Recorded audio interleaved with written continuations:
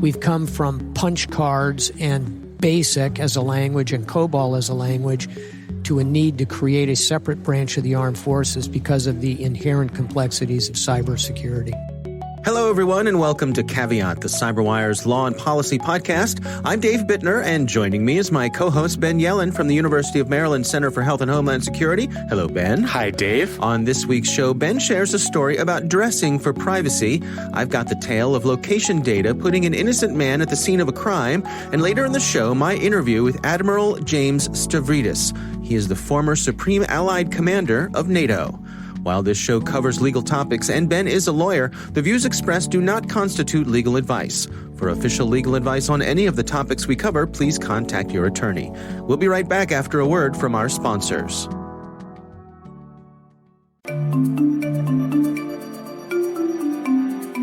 And now a few thoughts from our sponsors at KnowBe4. What do you do with risk? We hear that you can basically do three things. You can accept it, you can transfer it, or you can reduce it. And of course, you might wind up doing some mix of the three. But consider this. Risk comes in many forms, and it comes from many places, including places you don't necessarily control. Many an organization has been clobbered by something they wish they'd seen coming. So what can you do to see it coming? Later in the show, we'll hear some of KnowBe4's ideas on seeing into third-party risk.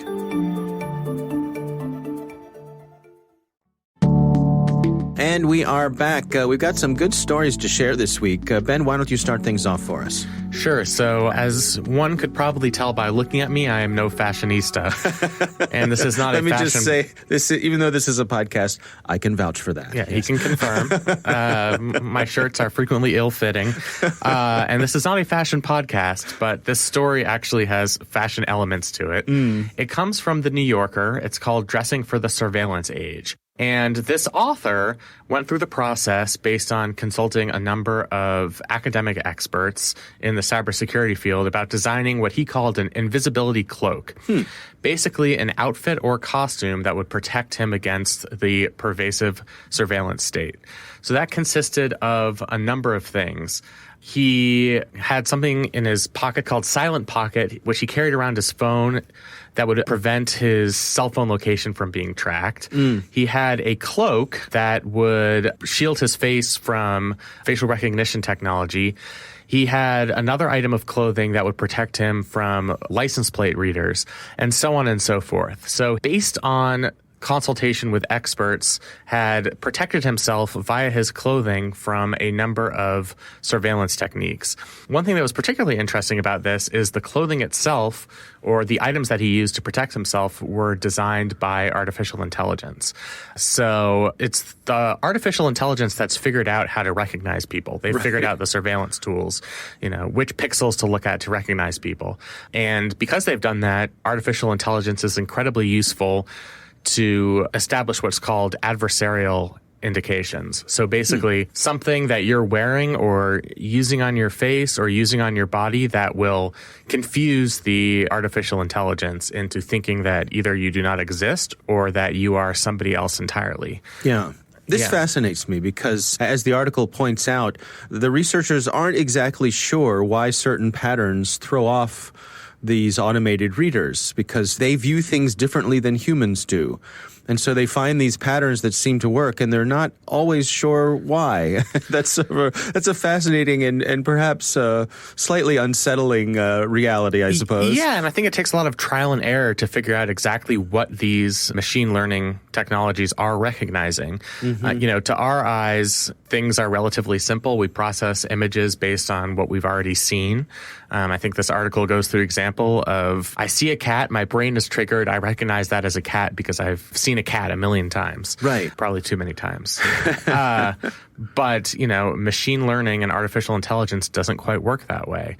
It's frequently checking against a database, and whatever the actual image that's being taken or detection that's being used has to be matched against a larger base of data.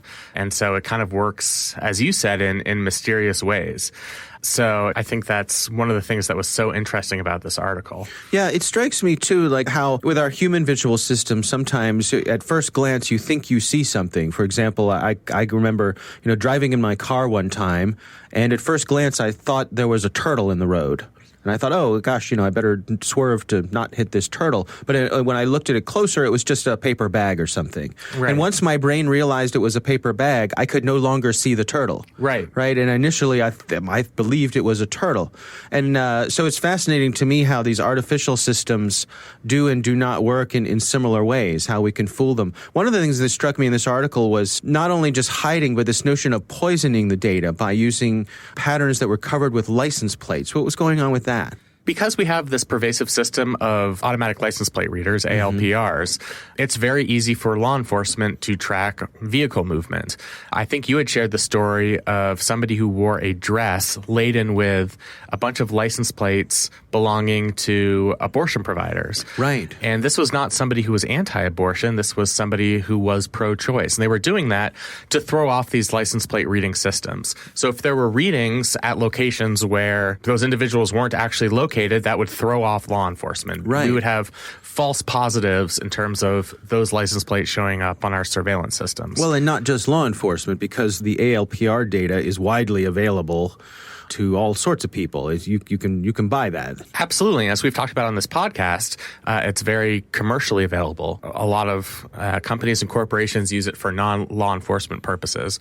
And they also collect that information, put that in large databases, which eventually law enforcement can access.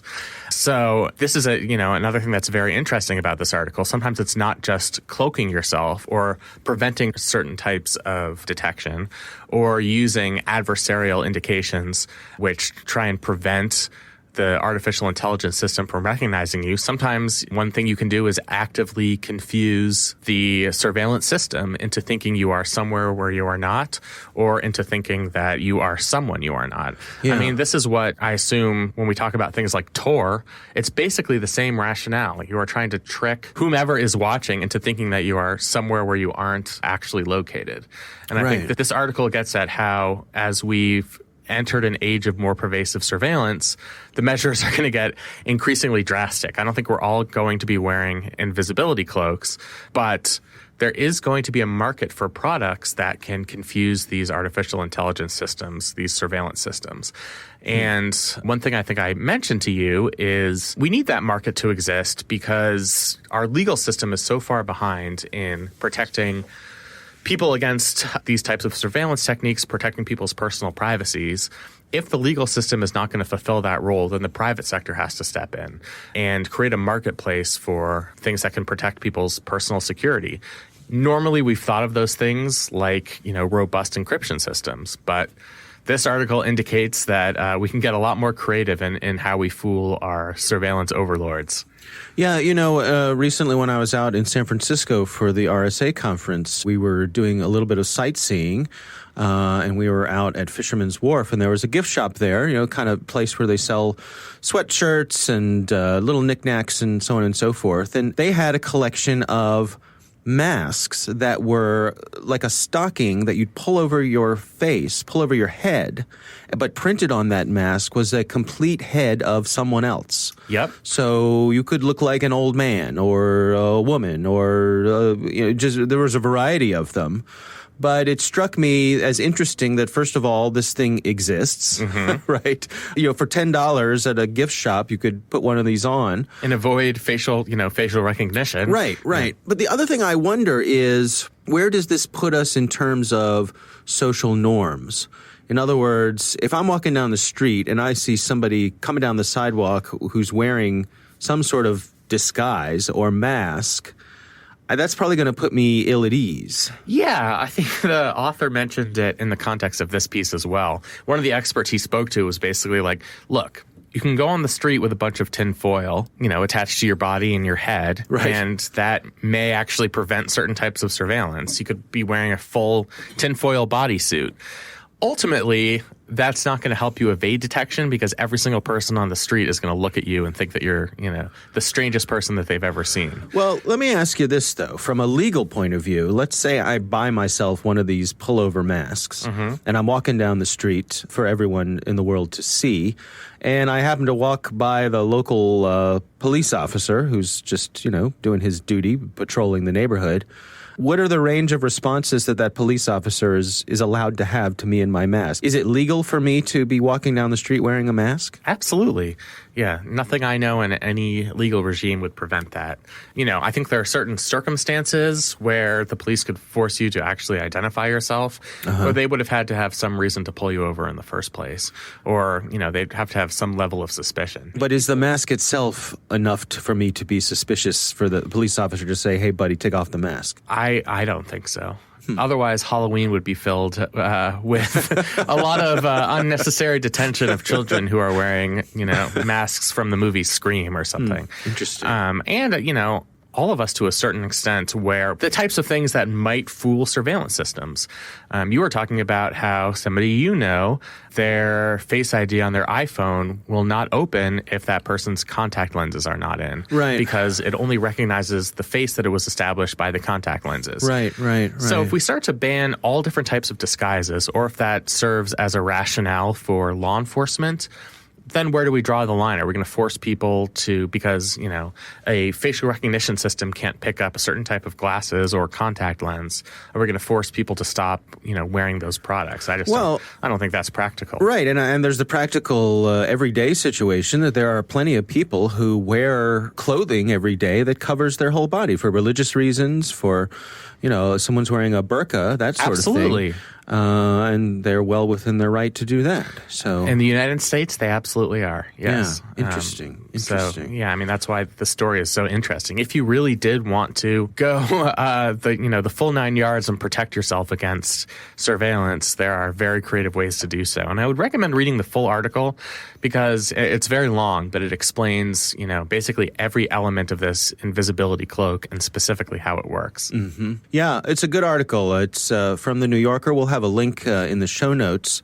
My story this week comes from the Naked Security blog. This is from the folks over at Sophos, written by Lisa Voss. It's titled, Google Data Puts Innocent Man at the Scene of a Crime. And this is about a gentleman named Zachary McCoy. He's from Florida.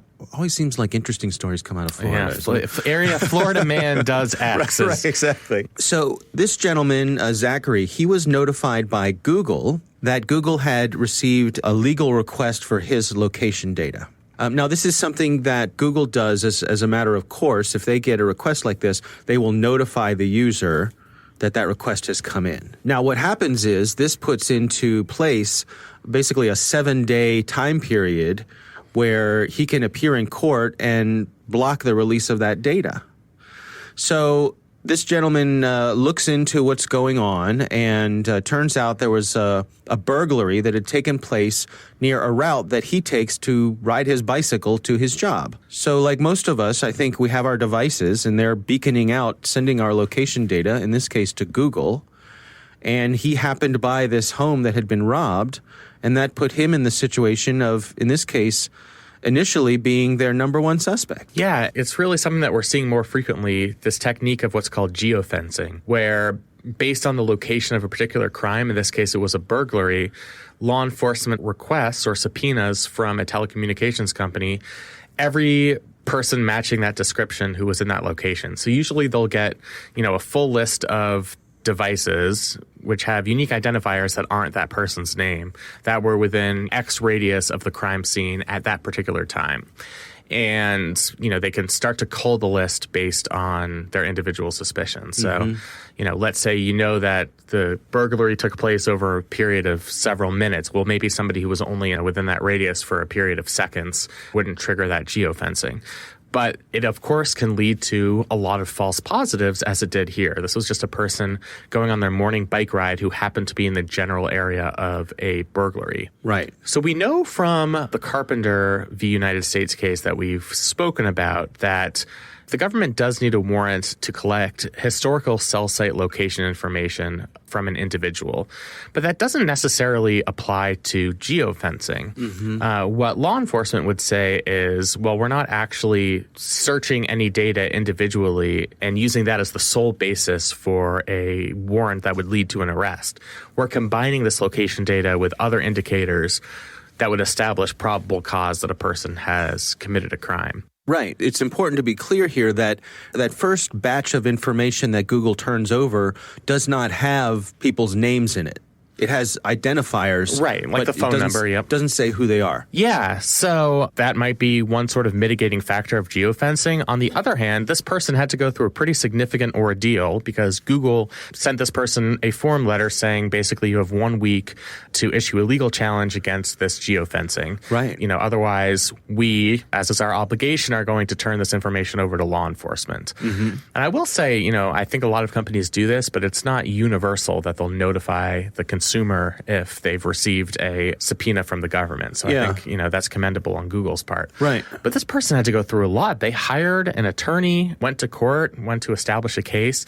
I guarantee you most people do not have the resources to engage in that activity in the period of a single week. Most people will probably just have to accept the consequences. They'd get this notification and just hope that there isn't other false evidence that would lead to this person's arrest. If we take law enforcement at their word that they're not going to arrest somebody just because they showed up in a geofence search, then it's unlikely that this person would have been subject to arrest. But you know, without those assurances, without knowing that 100% of the time they're actually culling other evidence to prove in front of some sort of magistrate judge that a crime had been committed, without knowing that that happens all the time, I think it'll leave people nervous when they get that type of letter from Google. Are there any cases that you're aware of that are making their way through to push back on this, or anybody trying to say that geofencing is as out of bounds for the Fourth Amendment and so on? Yeah. So there are a lot of privacy and civil liberties advocates who have been fighting against geofencing for years. I know the Electronic Frontier Foundation, the ACLU have been at the forefront of challenging geofencing. There have been some district court cases, but there hasn't been any sort of agreement among higher federal courts as to whether geofencing violates the Fourth Amendment. And until we have that sort of definitive ruling, we're going to see geofencing continue because I think it is a effective law enforcement tool. From law enforcement's perspective, you're limiting the universe of people who could have committed a crime. So it's a good way to rule out suspects. Right. You know, if there were only X number of devices within a certain proximity of a burglary, that's extremely helpful information if you're trying to narrow it down. Then you say, you know, you have a description of white male, in their 30s, and you can do good detective work, police work to figure out, which of the devices belong to people fitting that description, and you can sort of go from there. Yeah, makes sense. The article that we'll have a link to in the show notes also has information about how you can turn off Google's location history so that if you don't want yourself tracked using your, if you're logged into your Google account, you have the ability to turn that off. Of course, like so many things in this area, it is on by default. It is. And it's not just, Google that's tracking you if you have an Android device. It's the applications themselves that track your location for a variety of reasons. Right. I know we've talked about that in the past. It's applications you wouldn't necessarily expect. The one that gives you sports scores and weather, things like that. Yeah, exactly. Yeah. Again, the article is Google data puts innocent man at the scene of a crime. This is from the Naked Security blog by Sophos. We will have a link in the show notes. And those are our stories for this week. We would love to hear from you if you have a question for us. Our call-in number is 410-618-3720. That's 410-618-3720. You could also send us an audio file of your question for Ben or for me. And you can email us at caveat@thecyberwire.com. Coming up next, my interview with Admiral James Stavridis. He is the former Supreme Allied Commander of NATO. But first, a word from our sponsors. So let's return to our sponsor KnowBefore's question. How can you see risk coming, especially when that risk comes from third parties? After all, it's not your risk, until it is. Here's step 1. Know what those third parties are up to. KnowBefore has a full GRC platform that helps you do just that. It's called KCM, and its vendor risk management module gives you the insight into your suppliers that you need to be able to assess and manage the risks they might carry with them into your organization. With KnowBefore's KCM, you can vet, manage, and monitor your third-party vendors' security risk requirements. You'll not only be able to pre-qualify the risk, you'll be able to keep track of that risk as your business relationship evolves. KnowBefore's standard templates are easy to use, and they give you a consistent, equitable way of understanding risk across your entire supply chain. And as always, you'll get this in an effective automated platform that you'll see in a single pane of glass. You'll manage risk twice as fast at half the cost. Go to kb4.com/KCM and check out their innovative GRC platform. That's kb4.com/KCM. Request a demo and see how you can get audits done at half the cost in half the time. And we thank KnowBefore for sponsoring our show.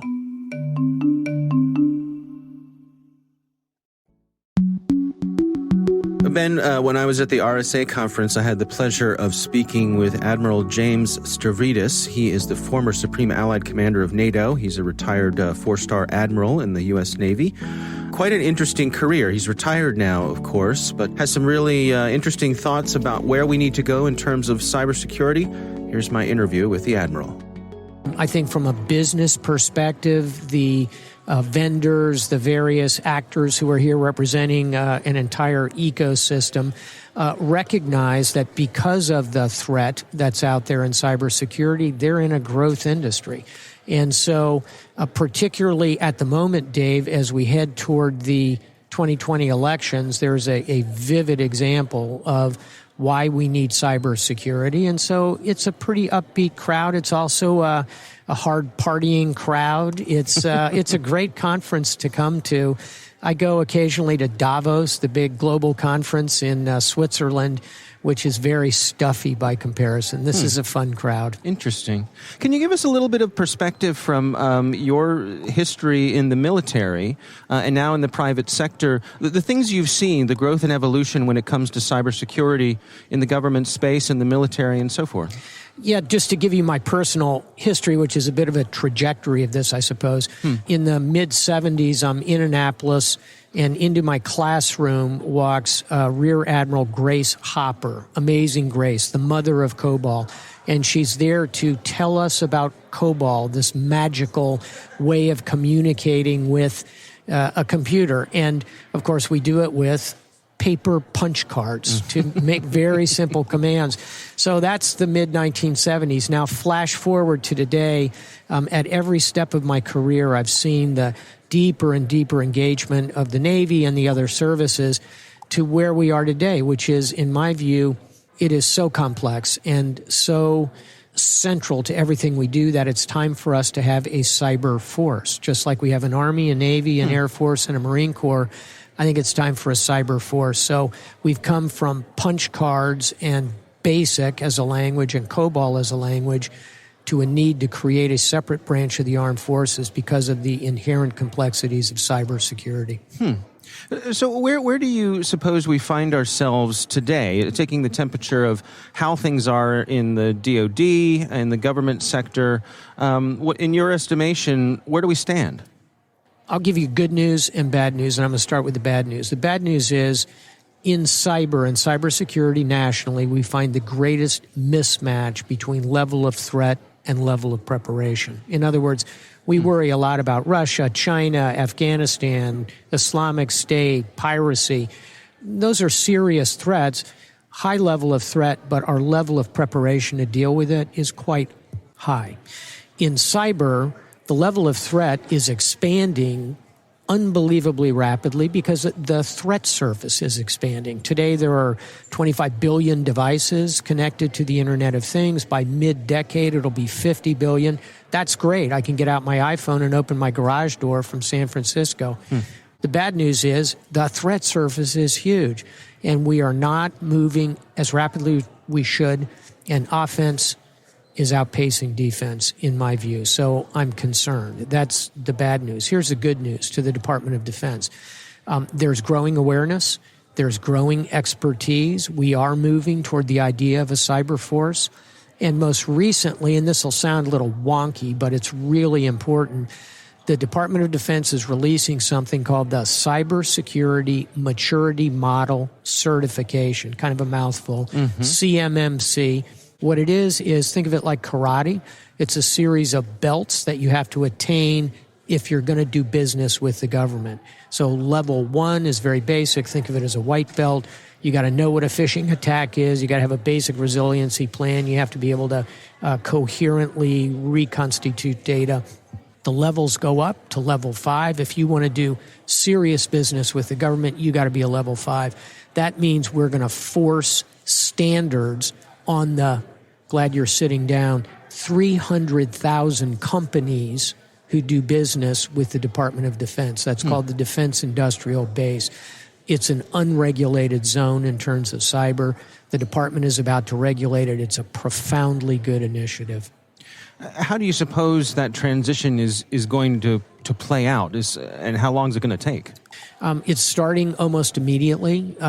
By early summer, if you want to participate in a request for information, so-called RFI, you have to have the basics put together. By October, if you want to be in an RFP, which is pretty serious, request for proposal, that's where you're actually presenting a bid, if you will, to the government. You have to have attained the appropriate level for your organization, its size. And so let me give you an example involving a company that I'm working with called Prevail, which does end-to-end encryption. If you want to do business with the government, you're going to have to demonstrate to the government that you can move emails and file attachments that can't be attacked in the server system, which is, of course, what happens now with Gmail or any other broad area messaging or email service. So as we get into this, it's going to happen fast. Companies are going to need solutions quickly. And by the way, Dave, I'll close on this. It has to be not self-certification. It has to be certified by an outside observer, and that outside observer has to be certified by the Department of Defense. So this is a big change, a big system. There are going to be fits and starts in this. There'll be discontinuities, but it's a move in the right direction. As we look towards the horizon, looking down the road, where do you think things are headed with all of this? As the various branches of the military continue to evolve, cyber becomes more ingrained in everything that we're doing. What sort of changes do you see are going to be necessary? I mentioned one already. That's the creation of a cyber force. Let's sketch that. I think it would be 15,000 roughly. It would be obviously very high-tech, very highly trained. It'll have to have a series of incentives that'll encourage people not to take a $800,000 a year job in Silicon Valley and come work in the government for $150,000. Service will be part of that. But we're going to need that cyber service. It'll be between 10 and 20,000 people and a budget of $10 billion, maybe $15 billion. Sounds like a lot, except we have today in the Department of Defense almost 2 million people and a budget of $780 billion. So this is, in my view, a very prudent investment. So number one, a cyber force. I think number two, this is slightly technical, but it's a command and control issue that I think is important. I think it's time to separate the National Security Agency, the NSA, and U.S. Cyber Command. Currently, those two are not exactly merged, but they're both controlled and commanded by a single individual, currently General Paul Nakasone, before him Admiral Mike Rogers, before him General Keith Alexander. One military four-star officer who runs both the NSA and the U.S. Cyber Command. That's a mistake. The span of control is too big. NSA's mission is surveillance, essentially. It's intelligence mission. It's a Title 50 organization, quoting the law. Whereas U.S. Cyber Command, obviously, is a warfighting Title 10 military organization. Should be a four-star general or admiral commanding U.S. Cyber Command. The NSA should be commanded by a civilian. Why? Because it touches the most fundamental issues of privacy and surveillance in our national life. My view, not appropriate to have a military officer in charge of that. Ought to be a lawyer or a tech expert or some combination, someone who's trained in both those disciplines. And it ought to be recognizing that that mission is critical to our national security, but also has extreme sensitivities when applied, for example, here within the United States. So that's a second big change that's coming along. And then third and finally, I haven't really talked about this at RSA, and I haven't heard a lot of people mentioning it, but I think the big change that's coming is the addition of quantum computing, which will be an entirely new level of cryptography. It will require fundamental changes in both how we process information, but more critically, how we protect information. And we don't have time on this wonderful, brief podcast to get into it, but, chess, checkers, Go, quantum computing is an entirely new game. I can't even give you an analogy. It's an utterly different level. It moves us away from bits and ones and zeros to a world of infinite positions atomically, and therefore induces entirely new ways to conduct everything from cryptography to all the mechanisms that we talk about here. So there are three things that I think are kind of coming along, and I gave them to you in chronological order. I think we'll have a cyber force first, then I think we'll end up splitting NSA and Cyber Command. Quantum computing is more end of the decade than the first two things I mentioned. I have one more question for you. The world that you come from, which is a world of aircraft carriers, of fighter jets, of soldiers, tanks, all of that hardware requires large investments. The best people designing them, operating them. The soldiers that we have trained are second to none. But that is all visible. That is all you can look into the harbor and see an aircraft carrier, and there it is. And so in terms of expressing our nation's strength globally, those things are very easy to see. Cyber is different, and we're in this era where nations who perhaps wouldn't have gotten our attention before, for them to stand up a force in the cyber realm they don't have to build an aircraft carrier. They don't need the capabilities to build a jet fighter. Correct. Do you have any insights on that disproportionality?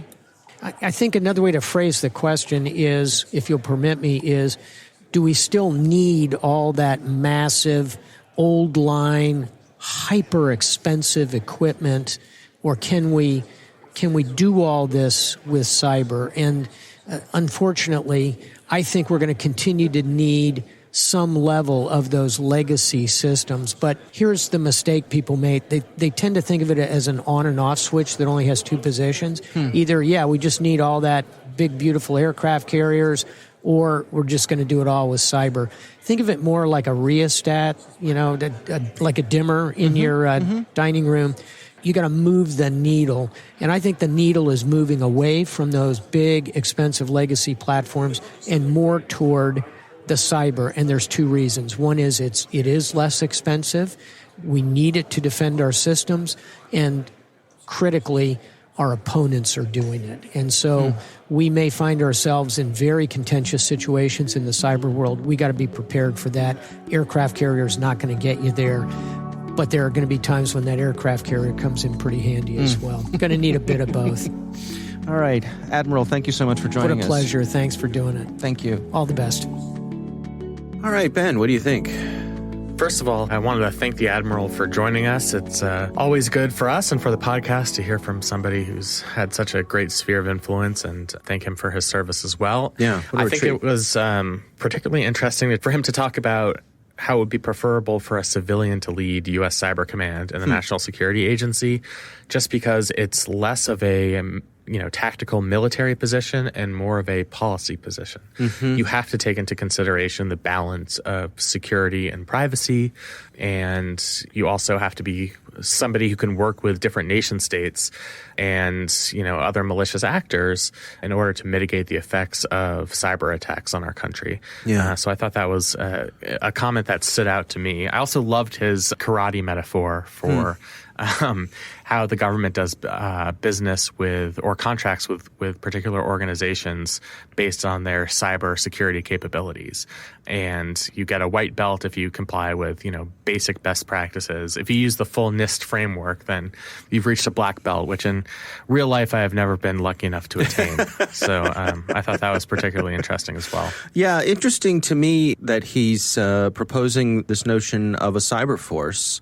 That's not something that I've heard many people talk about. I mean, famously, we have a Space Force. Yep. Perhaps cyber is a better place for us to put our attention and our resources. I couldn't help thinking also that maybe if we do have a cyber force, that their camouflage uniform should be some of the stuff we talked about earlier in the show that hides them from facial recognition, right? Quite a theme for this day's show. So the state of Maryland is actually considering a bill that's currently in the state Senate that would establish a cyber reserve within the state militia. Basically, a group of, for now, it would be volunteers, but people with expertise who would work under the command of the state militia to react to any cyber incident across the state. This is something that has been tested out in other states on a pretty limited basis.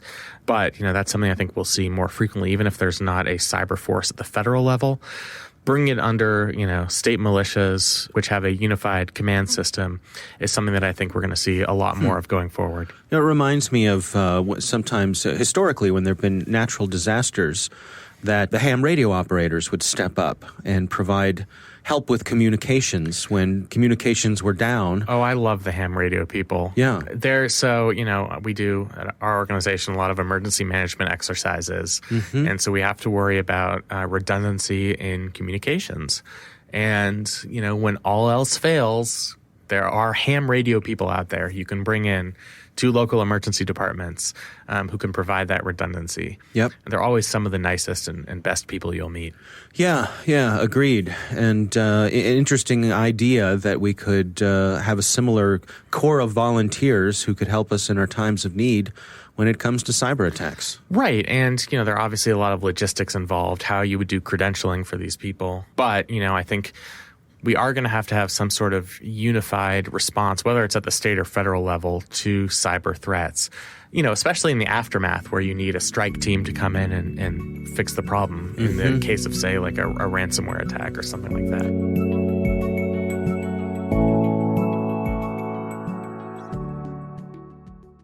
We want to thank this week's sponsor, KnowBe4. If you go to kb4.com/KCM, you can check out their innovative GRC platform. That's kb4.com/KCM. Request a demo and see how you can get audits done at half the cost in half the time. The Caveat podcast is proudly produced in Maryland at the startup studios of Data Tribe, where they're co-building the next generation of cybersecurity teams and technologies. Our thanks to the University of Maryland Center for Health and Homeland Security for their participation. You can learn more at mdchhs.com. Our coordinating producers are Kelsey Bond and Jennifer Iben. Our executive editor is Peter Kilpie. I'm Dave Bittner. And I'm Ben Yellen. Thanks for listening.